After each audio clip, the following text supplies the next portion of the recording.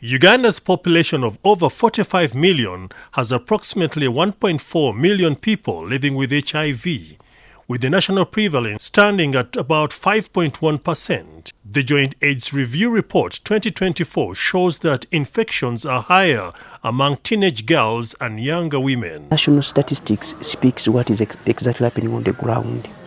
Even you look at the individual facility data, you realize that if, say, in a facility you diagnose 67 clients newly diagnosed with HIV and they have to be begun on treatment, you realize that either 35 to 40% of those who are diagnosed are in the age bracket between 15 to 24 years. Some of these female engaged in sex trade reported to be a major contributor in the spread of HIV infections in Uganda. Their prevalence stands at 33%. A man can come when he said, for me, I don't want condom. Like for me, you be when you're having kids at home and you cannot go back empty-handed. So you decided, I have 50, 100,000.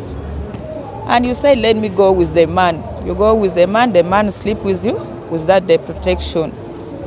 So from there, that is how I can get that sickness. Perhaps living in denial of being HIV positive and the fear of stigma and discrimination are some of the factors why people fail to declare their serostatus. Do you even want to say, hello, I'm HIV positive? They don't want it. Even though you whisper that I'm HIV positive, some they don't want to hear that. Yet they are positive.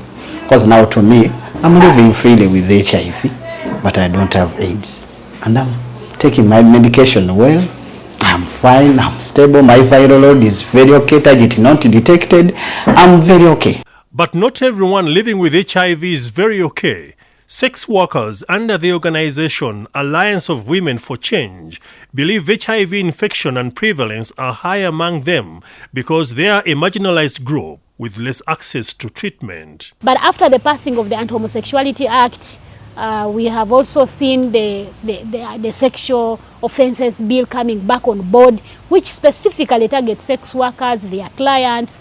We feel that all these kind of laws or policies have 100% affected and infringed on the rights, on access to services for the rights of sex workers, and feel that it's because of these laws that many people have actually chosen to go underground. However, such people who feel marginalized and some who don't adhere to treatment are able to receive care services routinely. This is done through outreach programs by taking HIV and AIDS awareness services closer to communities. This approach by TASO has been a game changer where all clients are closely monitored. We look for them, sometimes we remind them, we have to call them. We have a system which is called pre-calling, meaning the whole of last week we were calling people to get ready for today. And you find them, some of them, because they are stable, they tend to forget. They are like normal, like any other person. Life has become normal for them, so that we tend to remind them. Kind of, some of them forget.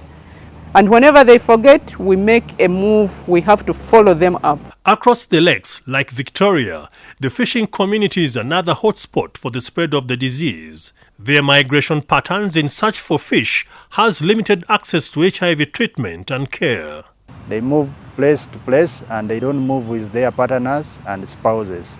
So in the long run, as they move to fish for livelihood, they are at risk, because where they go, there are also women targeting them, especially the sex workers and other lifeist women.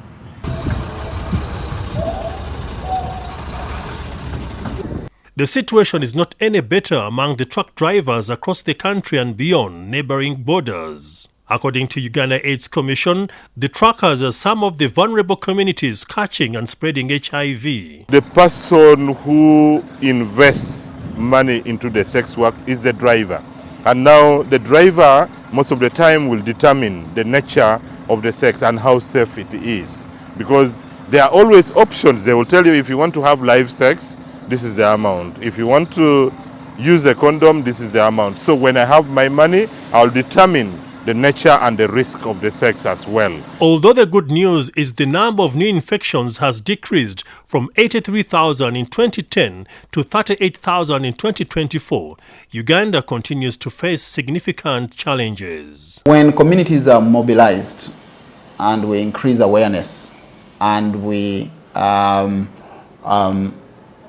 able to convince the general public to understand and increase their risk perception, adopt a positive behavior at community level, and appreciate the value of treatment, of HIV testing and treatment, we can actually end AIDS by 2030, and then we can also reduce the number of infections and the number of deaths.